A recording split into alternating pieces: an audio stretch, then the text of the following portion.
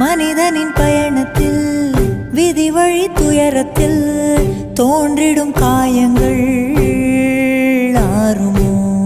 அன்பையும் பண்பையும் அறிந்திடும் ஒரு மனம் வெறுப்பிலும் சினத்திலும் வாழுமோ? வெளிச்சத்தை தரும் என்ற ஏற்றிய தீபம் ஊர் முழுவதையும் எரித்து விட்டு தீயாயானதேனோ?